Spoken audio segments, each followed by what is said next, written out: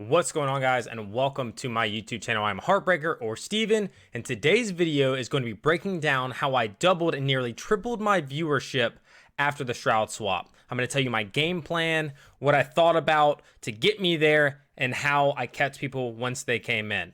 So first off, I'm going to kind of run down a list of things that you can see on the screen right back here behind me.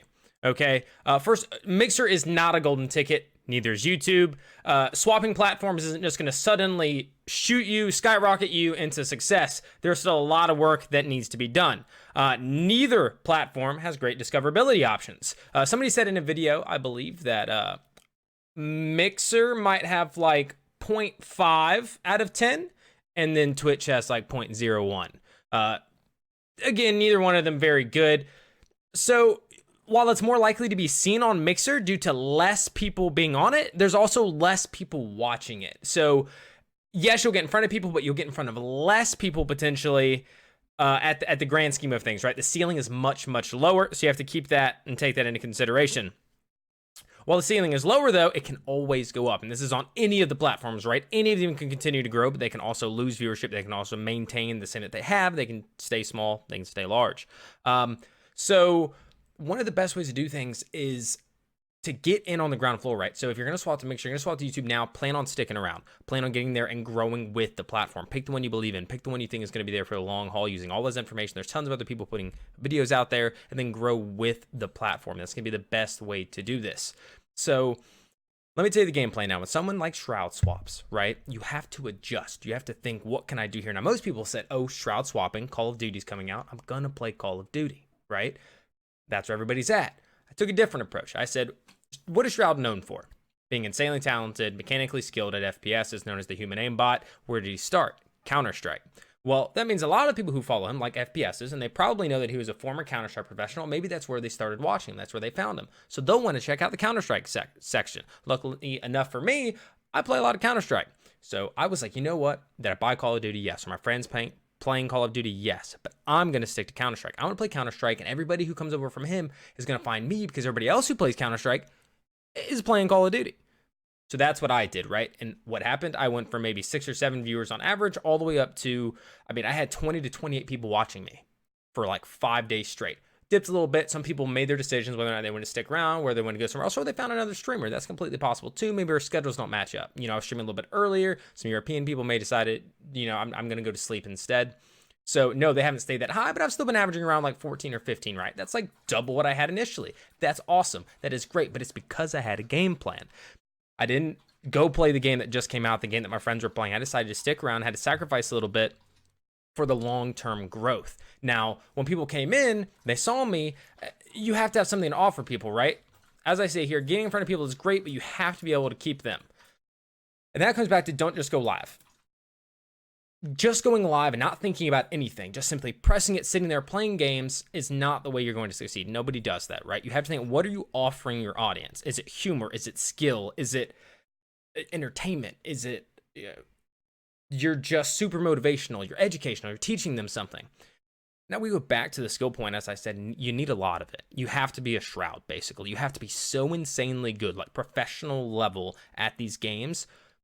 Or like you can't ride on just that. You could be really good at a game and that can be part of it. People can enjoy watching you doing it, but you probably have to add a little something else, or maybe some humor. Maybe you're teaching them something, you're being more educational. Some people are insanely talented and they're not telling you how or why they do what they do. They're just doing it.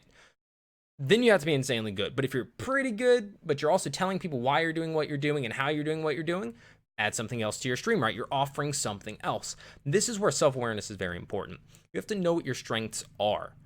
You have to be authentic with yourself. You have to really just look and be like, am I that funny? Can I ride on that? If you can't, don't overdo it, right? Don't focus in on that. Play to your strengths. You can work up your weaknesses. You can try to be more funny. You can go to improv classes. That's all fine and dandy if that's your end goal.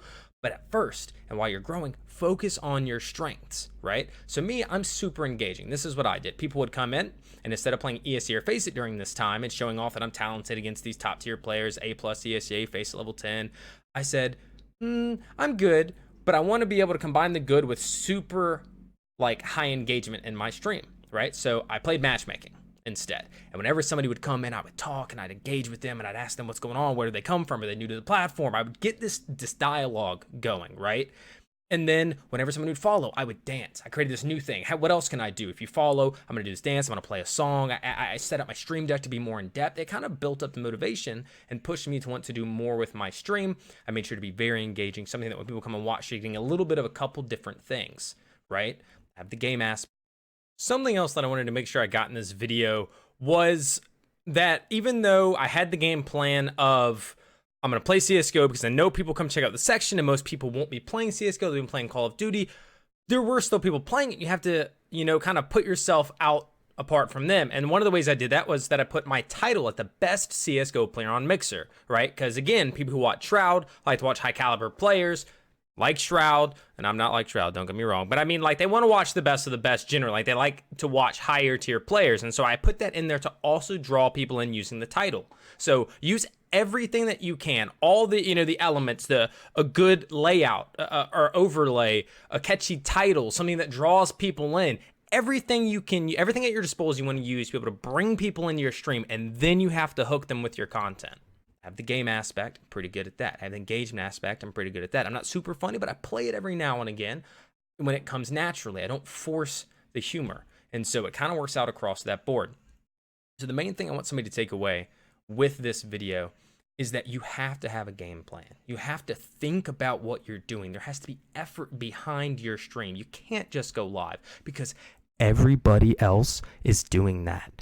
Everybody who wants to be a streamer, millions of people are currently trying to pursue the content creator path, and they're all going live. What differentiates you? What sets you apart? What are you giving them that adds value to their experience and their day? And if you're not thinking about that when you start your stream, you're already a step behind, because the people who are successful, they looked at this and they said, okay, Tim the Tatman said, I'm really funny. I'm engaging. I have a quick wit. Shroud said, I'm insanely good at these games and I'm chill. Don't rage a whole lot. They can watch me play crazy games. I'm going to be laid back about it. You know, like, there are little things to appeal to the audience that bring people in. And if you're not aware of that, if you're not aware of what you can give them, then how are they supposed to see it? You know? So main thing, think about it. Take a step back and really think about your stream and what you're giving, what you're offering, what you can offer. Be honest with yourself. And take that and build a game plan. Think about it. What should your schedule be like? What should, you know, consistency is key. Don't get me wrong, but it goes past the schedule. Okay? Consistent in your mood, your attitude is also super important. If you go live one time and you're high energy and you're great, blah, blah, blah, and they see that and they like that and they come back the next time and you're a totally different person, your mood's down, you're not active, you sit in silence, then like, they don't know what to expect each time they come in, and so they stop coming in. Here's an example with me. When I had all this success initially, I had, 28 people watching me, and I was like, this is insane. I was super hype about it. It got me really motivated. I was just streaming all the time. I was super high energy. Well, eventually after those 4 or 5 days, dropped a little bit. Not a lot. I was still doing very well, but my mind saw the numbers drop and my mood went down. And because my mood went down, it caused this cycle. Mood goes down, numbers drop because people don't like watching that. Numbers being dropped drops my mood, and it did that. And at some point, you got to stand back and you got to say, hey, I'm still better than I was. And even if one day I drop below that, 1 is better than 0, right?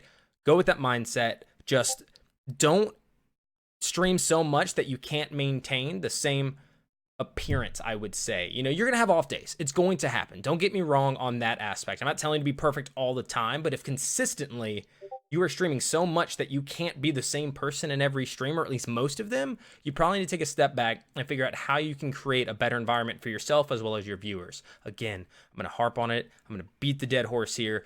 Think about the stream. Think about the process. Think about the effort. Learn from it.